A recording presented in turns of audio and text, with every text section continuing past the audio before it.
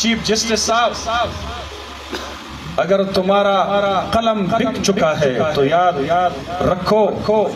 काजी के कलम जब बिक जाते हैं तो गाजी के तलवार पर काम आ जाता है। तो इस्लाम गाजियानो पखपल तुरु बांधे कबाली बरमला ऐलान द रसूलुल्लाह मुबारक सल्लल्लाहु अलैहि वसल्लम द खत्म नबूवत आईन चकुम जज न मनी चीफ जस्टिस ना द दन दे वर पसे वर बरशी वल्लाहि लाजिम ज द द्वाड़ो जहान द सरदार मुबारक द खत्म नबूवत द फप आईन पाकिस्तान के न मनी मुंग प नजर के द जर्रे बराबर हैसियत नशता। दा रेड लाइन दा सुरख लकीर दे दा सुरख कर खदा जज साहब दा मकरास कवा द द्वाड़ो जहानो द सरदार मुबारक په मुकाबला کې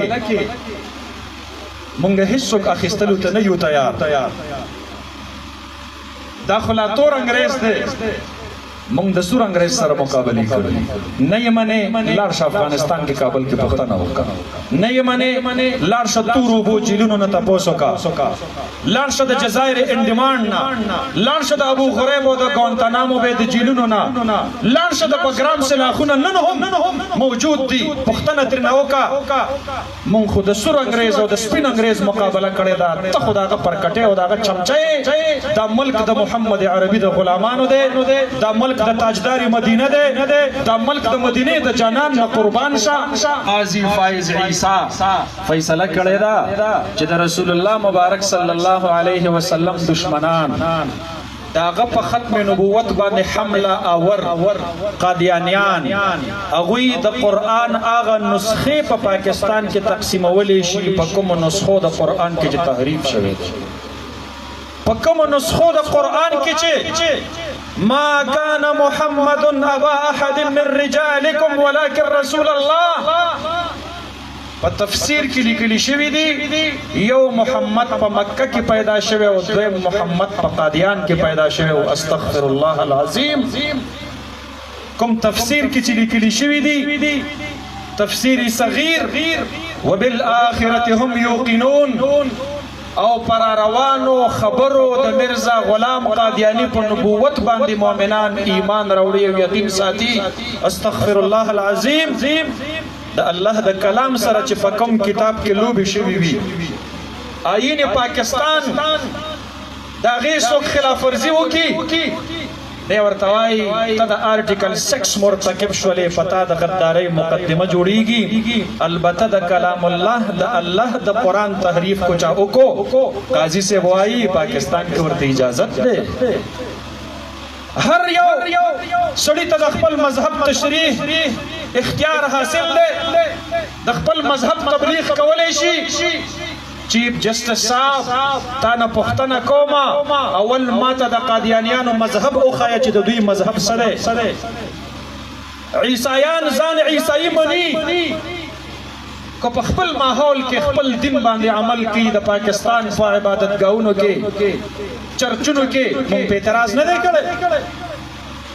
اندوان زان اندوان منی بت پرست زان بت پرست منی سکان زان سکھ منی فارسی زان فارسی مذہب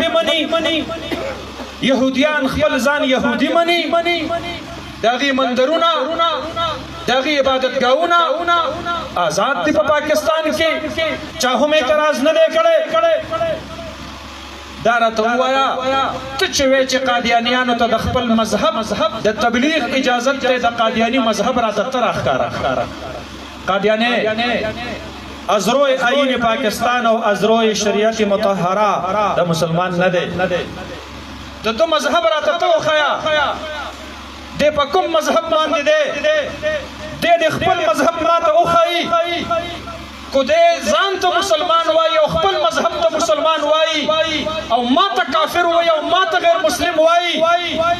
مرزا غلام قادیانی تا پیغمبر وائی یواز پیغمبر نا مرزا غلام قادیانی په خپل د خپل ځان په باره کې لیکي وایي ستاسو د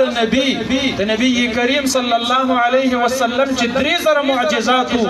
نو مال الله 3 لکه معجزات راکړي دي زه ستاسو د پیغمبر نسل درجه بهتر یم. استغفر الله. مرزا غلام ستا غوندې پلیت او ملعون چې یو ناو سل ناو زر ناو لک ناو کروڑ ناو ارب ناو کرب ناو بلین ناو ټریلین چې راغون شي والله العظیم که د رسول الله مبارک د یو ویښته مقام ته رسېدلی شي. د دواړو جهانو سردار مبارک ورفعنا لك ذکرک تا غوندې لعین او ملعون انسان